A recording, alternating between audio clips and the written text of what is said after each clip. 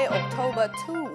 This is the news on PBCJ. I am Simone Absalom. The Transport Authority says the increases in application fees for Hackney carriage and route taxi licenses are intended to be temporary. Effective yesterday, Hackney carriage licenses moved to $25,000 from $15,000 for a first-time application and $13,500 for a renewal application. The prices for new and renewal route taxi permits have gone up to $15,000 from $12,000. The authority, in a statement yesterday afternoon, said that it had to up the prices to cover the extraordinary administrative costs associated with liberalization pilot project for taxi licenses. Under the project, some 1,260 routes have been opened across the island. Application began on September 10 and will close on November 30. Tourism Minister Edmund Bartlett says the island is to benefit from 19 weeks of air and cruise passengers for the 2019 winter tourist season. PBCJ understands that his announcement follows commitments from the British leisure travel group TUI Travel and its Marella cruise line, which is forecast to inject millions in revenues by delivering incrementally over 26,000 passengers and producing 43,000 bed nights sold. In his statement, Minister Bartlett said, quote, "The forecast for increased growth and revenue for Jamaica is exceptional. These additional passengers will follow on the heels of securing a record 1.3 million aeroplane seats out of the Americas for the upcoming winter tourist season." End quote. The tourism minister commended his team, who he says has been aggressively engaging with established markets such as Canada, United States, Europe, and re-entering markets that they would like to see increased traffic from, such as Latin America and Japan. There are plans to strengthen the close bonds of friendship between Jamaica and China, and this was disclosed at the celebration marking the 69th anniversary of the founding of the People's Republic of China last evening at the Jamaica Pegasus Hotel.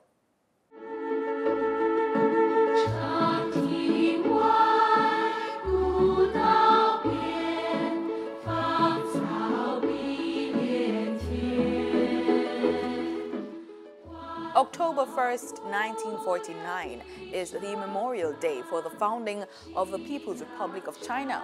Former Prime Minister Edward Seaga, parliamentarians, members of the diplomatic and consular corps, security heads and members of the Chinese community turned out to celebrate the Chinese National Day event put on by the Embassy of the People's Republic of China in Jamaica.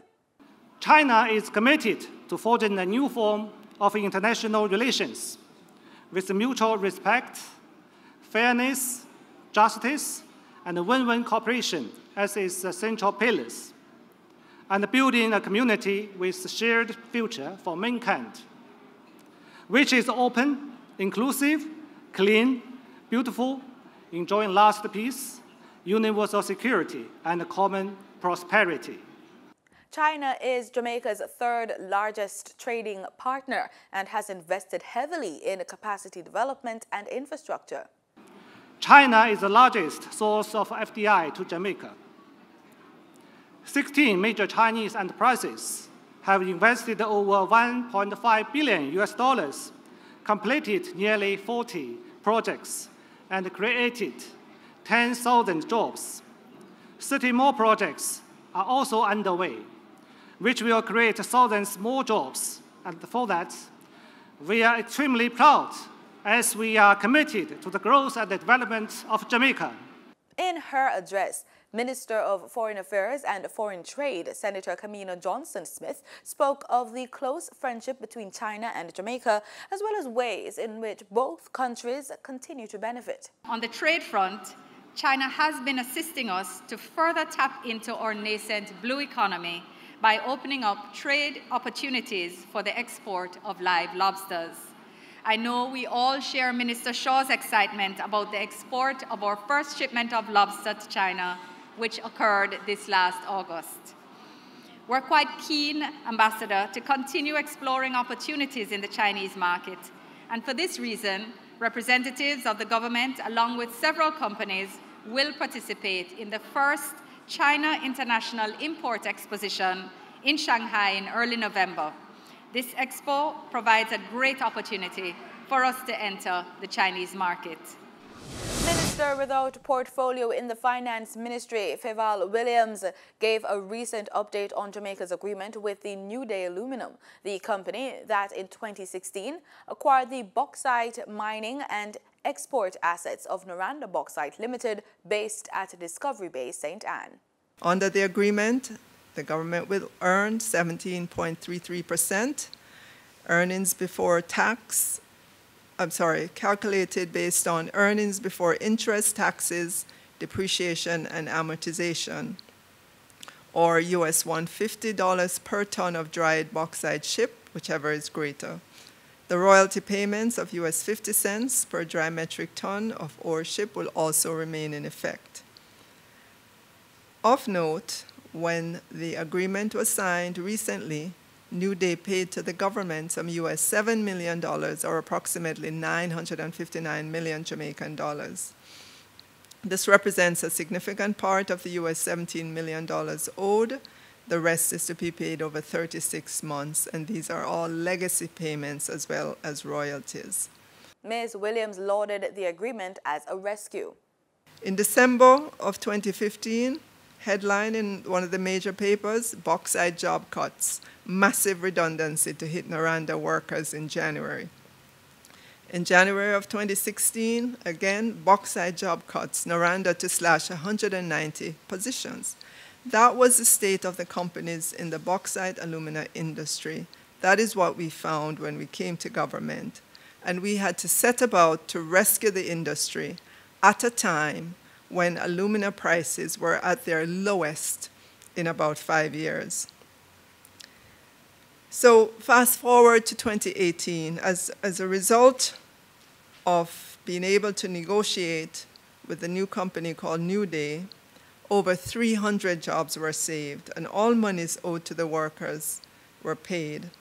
She was speaking at last week's post-cabinet press briefing.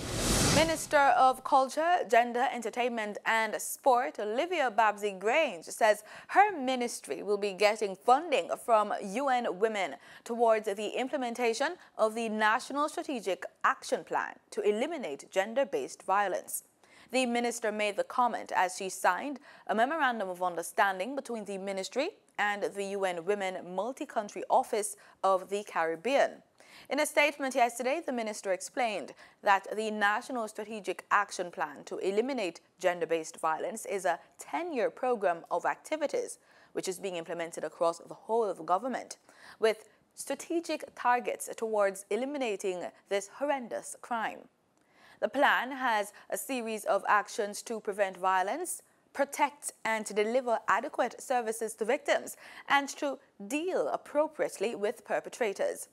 Minister Grange explained that under the MOU, UN Women will assist with the development of a public education campaign titled No Excuse for Abuse, which will take the anti-violence message to communities across the country. The Bank of Jamaica's daily foreign exchange trading summary says the US dollar on Monday, October 1, ended trading at Jamaican $134.69, up by 4 cents. Meanwhile, the Canadian dollar ended trading at $105, up from $103.70, while the British pound sterling ended trading at $174.90, down from $178.18.